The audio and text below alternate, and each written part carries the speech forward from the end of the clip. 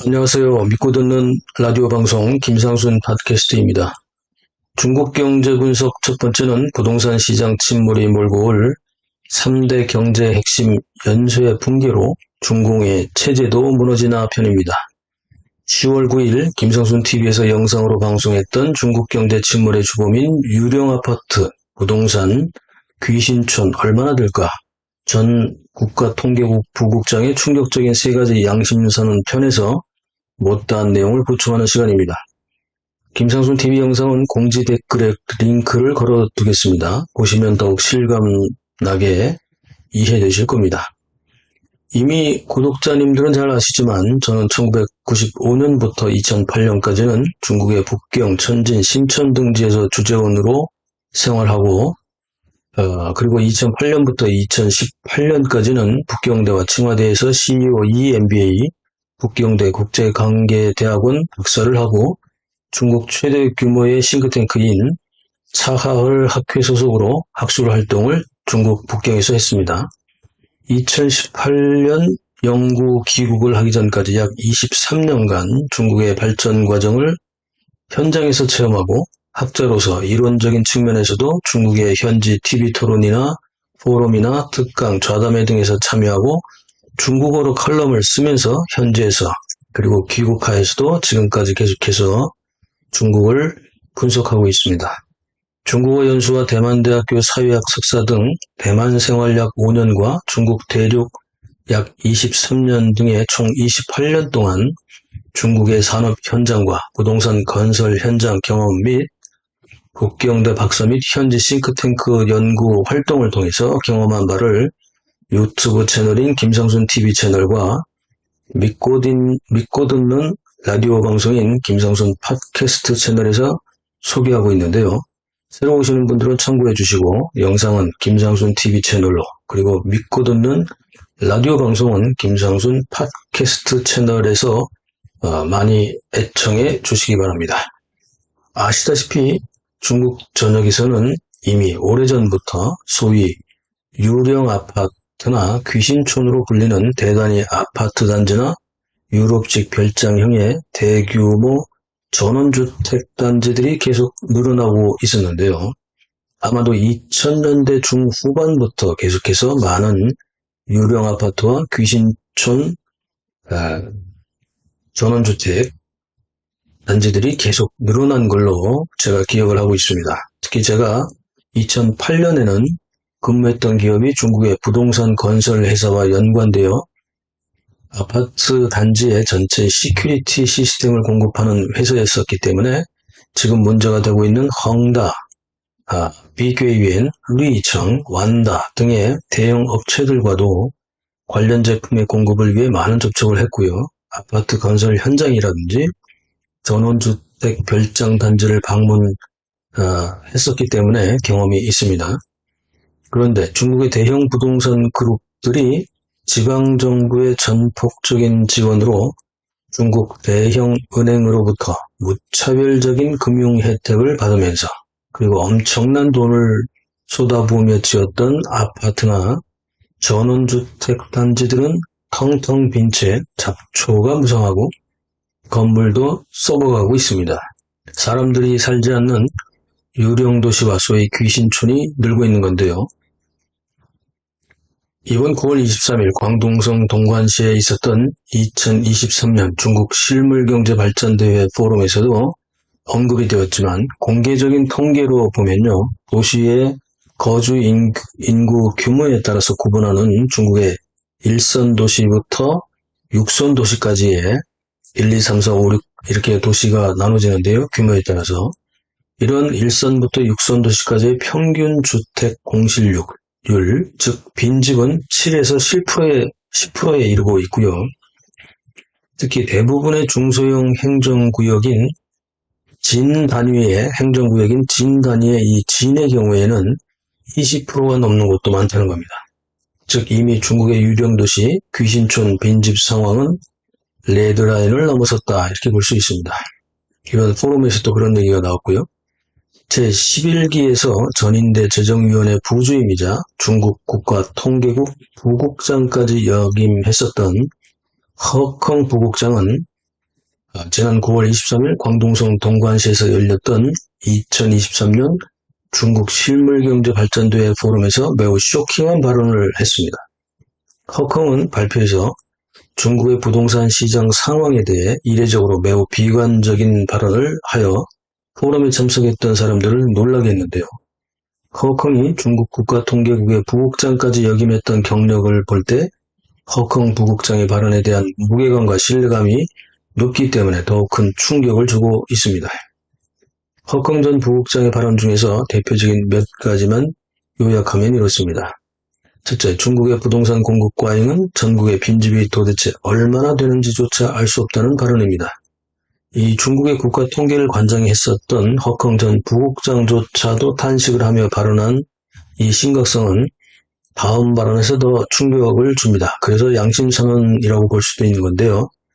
두 번째 발언 중에서 보면 14억 인구를 모두 동원해도 빈집을 못 채운다는 겁니다. 물론 전문가들이 추산하는 숫자가 다르긴 하지만 최대로 보면요. 30억 명이 살기에도 충분한 정도라고까지 어떤 전문가들은 추산하고 있는데, 그렇다면 중국에 있는 빈집을 다 채우려면 중국이나 인도 사람들까지 다 모여 살 수 있다는 이런 충격적인 발언인데 사람들이 놀라고 있습니다. 여러분들은 어떤 생각이 드시나요? 셋째, 이 발언이 더 심각한 발언을 내포하고 있는데 세 번째는 이렇습니다. 이렇게 많은 빈집을 비워놓고도 계속해서 부동산을 지금도 또 개발하는 것이 더 큰 문제라는 겁니다. 허컹 전 부국장은 부동산 기업들이 적극적인 변화를 모색했어야 하지만 이미 때를 놓쳤다고 탄식을 했는데요. 지금이라도 부동산 업계에 빨리 개혁을 진행해야 하고 이것이 빠르면 빠를수록 좋다고 발언을 했습니다. 이건 시진핑 전 정책과 완전히 반대되는 얘기인데요. 자, 중국 외교부 대변인 마오닝은 허컹이 발언이 있기 나흘 전인 9월 19일 기자회견에서 중국 경제의 붕괴를 예측하는 언급이 최근 많이 나오고 있긴 하지만 이는 과장된 거다. 중국 경제는 여전히 강하고 활력도 있고 충분하다. 이렇게 또 강조를 했는데요. 외교부 대변인 마오닝이 이런 강조를 한 것 자체가 이미 사실상 중국 경제가 위험하다는 걸 시인하기도 한 거죠. 항상 반대로 봐야 하니까. 자, 1942년 5월생으로 올해 이미 81살이 된 허컹은 외교부 대변인의 이런 발언이 있은 뒤 나흘 뒤인 9월 23일 광동성 동관시에서 포럼에서 중국 부동산 위기의 심각성을 그대로 양심선언성으로 표현했다고 볼 수 있습니다. 이미 나이가 많기 때문에 81살이 됐잖아요. 이렇게 나이 많은 전직 고위 공무원인 허컹은 작심하고 이런 위기를 중국 전체에 알린 것으로 봐야 합니다. 허컹은 중국 통계학회 부회장이자 중앙재경대학원 대학 원장도 역임했을 정도로 통계학과 경제학의 전문가이기도 합니다. 현재 중국 부동산 개발 회사의 대표적인 선두주자인 헝다그룹과 비계비행그룹의 부실과 채무 불이행 위기를 시작으로 중국 전체 부동산 업체의 부실은 매우 심각한 수준에 지금 이르고 있습니다. 이런 점에 대해서는 이번 포럼 참가자들 모두가 그 누구도 부인할 수 없을 정도로 중국의 부동산 위기는 매우 심각한 상태죠. 그런데 문제는요. 부동산 붕괴로 인해 발생하는 세 가지 연쇄 반응에 우리가 주목해야 한다는 겁니다. 이 세 가지 연쇄 반응이 결국 중국 경제를 붕괴로 몰고 갈 것이고 좀 더 심각해지면 중국 공산당 즉 중공의 체제 붕괴까지도 갈 수 있기 때문입니다. 첫째, 부동산 개발과 부동산 시장의 침체는 부동산 그룹이 그동안 성장할 수 있도록 해주었던 대형 국영은행을 비롯한 모든 금융권의 금융위기로 연결된다는 점입니다. 첫 번째는 바로 금융위기죠. 부동산 업체를 갑자기 손보다가는 엄청난 돈을 대출해줬던 은행들의 금융위기와 은행 연쇄부도가 발생하기 때문인데 2021년 헝다그룹의 채무 불이행 사태가 발생했을 때 시진핑이 바로 손을 쓰지 못한 것도 이것 때문인데요. 게다가 당시에는 코로나 팬데믹과 미국의 경제 제재 강화, 점점 더 격해지는 미중 패권 전쟁으로 인한 시장 불안성으로 다국적 기업들의 탈중국화 현상이 러시를 이루던 시점이었기 때문에 금융 붕괴를 우려해서 부동산 붕괴 사태에 대해 시진핑도 손을 쓰지 못했던 상황이죠. 더 정확한 표현을 하자면 해법이 없었기 때문에 아마도 속수무책으로 지금까지 그냥 시간이 지나갔다고 봐야 할 것 같습니다. 이번 부동산 붕괴 위기 시리즈에서 다룰 헝다그룹 쉬자인 회장의 체포 구금은 2023년 올해 9월 28일, 얼마 안 됐죠? 전격 실시되었습니다. 약 2년의 시간을 끌었던 것은 금융 붕괴에 대한 대비책을 준비하기 위함이었다, 이렇게 볼 수 있겠죠. 두 번째 연쇄 반응은 은행 붕괴만큼 심각한 곳에서 발생할 것입니다. 부동산 그룹의 은행의 담보대출과 신용대출을 용인하고 오히려 앞서서 부동산 개발을 추진했던 지방정부의 재정위기를 수반하게 되기 때문입니다. 즉, 지방정부 재정붕괴죠. 즉, 부동산 업계의 붕괴는 은행권의 붕괴에 의해서 지방정부의 연쇄 디폴트 사태가 터질 수밖에 없는 구조이기 때문인데요. 그동안 지방정부는 부동산 개발을 통해서 손쉽게 세수 수익과 경제발전 목표를 달성해왔습니다. 아시다시피 토지가 국가 소유이기 때문에 사실상 공산당 소유죠. 어쨌든 지방정부는 농민들이나 일반 인민들에게 제공했던 토지 지상사용권의 사용기간 연장을 거부하거나 아예 사전 종료 형식을 빌어 강제로 토지 사용권을 박탈해왔습니다. 토지 사용권을 빼앗기고 거주지 철거로 길거리로 쫓겨난 사람들이 시위를 해봤지만 공안과 좀 더 강할 때는 군대까지 동원해서 이들을 진압했고요. 시위 주동자들은 소리 없이 사라졌습니다. 지방정부는 이렇게 강탈한 토지를 부동산 업체에게 비싼 값에 판매하면서 또 엄청난 토지개발 수익과 사용료 및 사업허가 관련 각종 세수 이익을 누려왔던 겁니다. 지방정부가 각종 사업을 벌리면 벌릴수록 경제발전에 공헌하고 지방의 개발 이익과 세수 이익은 늘어났고 덩달아서 공산당 간부들과 정부 관료들의 집단 부패는 호황을 누릴 수밖에 없었습니다. 국가통계국 부국장이었던 허컹이 발언했던 것처럼 중국 전역의 대규모 유령 아파트 단지와 대규모 귀신촌 전원주택 단지들이 늘어나면서 문제가 시작되었죠. 게다가 코로나 팬데믹으로 전국이 마치 감옥처럼 이동이 통제되면서 그리고 탈중국화로 실업 대란의 경기 불황으로 소비가 위축되니 부동산 시장은 급락할 수밖에 없었던 것입니다. 이렇게 호황을 누렸던 중국의 부동산 활황 경기는 순식간에 신기루처럼 사라졌습니다. 세 번째 연쇄 반응은 바로 소비 시장의 위축이죠. 실수요자들의 아파트 구매와 여유 자금이 있던 사람들의 부동산 투기가 시진핑의 부동산 투기 통제 정책, 대출 규제, 각종 세금 신설 등으로 얼어붙기 시작하면서 부동산 가격이 하락했고 실업 대란으로 아파트를 장만했던 사람들은 입주도 하기 전에 이미 자산 가치가 사라지고 오히려 대출과 이자만 남는 최악의 상황에 빠진 것입니다.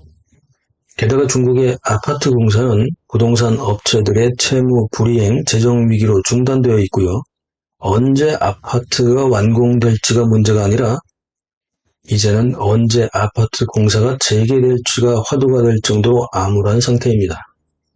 아파트를 샀던 사람들은 매월 수입에서 대출 원금과 이자를 내야 하지만 아파트 공사는 중단되어 언제 공사가 재개할지 모르는 지옥의 나날을 보내고 있는 것입니다. 팔아도 대출금은 남아서 갚아야 되는 거죠. 완전 적자 상태이니 지옥이죠.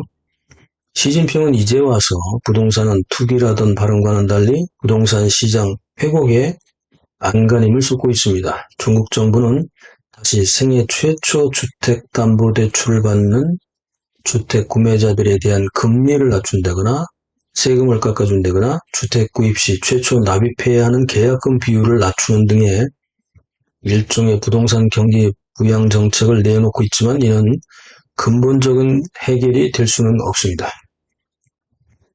2021년 중국 부동산 개발업체인 헝다그룹이 채무 불이행에 빠진 이후 드러나기 시작한 중국의 부동산 위기는 2023년 현재까지 102년을 이어온 중국 공산당의 체제 붕괴를 기대할 수 있을 정도로 심각한 수준으로 빠져들고 있습니다. 헝다 위기가 시작된 2021년은 공교롭게도 1921년 중국 공산당이 창당 이후 100년이 되던 해이고 1949년 중국이 설립된 지도 이미 72년째가 됩니다. 중국 대륙에 존재했던 과거 왕조의 평균 수명은 한나라 이래 60개 왕조로 보면 64.77년에 불과합니다. 즉 사람으로 치면 환갑을 조금 넘기면 바로 망했다는 건데요. 중공이 통치하는 중화인민공화국도 평균 수치로 보면 이미 망할 시기에 진입한 거죠. 중국 부동산 위기 분석 시리즈 다음은 중국 부동산 시장이 암울한 3가지 이유 등에 대해서 준비를 하겠습니다. 오늘 방송 어떻게 들으셨습니까? 댓글로 소통하시죠. SNS 공유, 구독, 알림, 좋아요 응원해주세요. 감사합니다.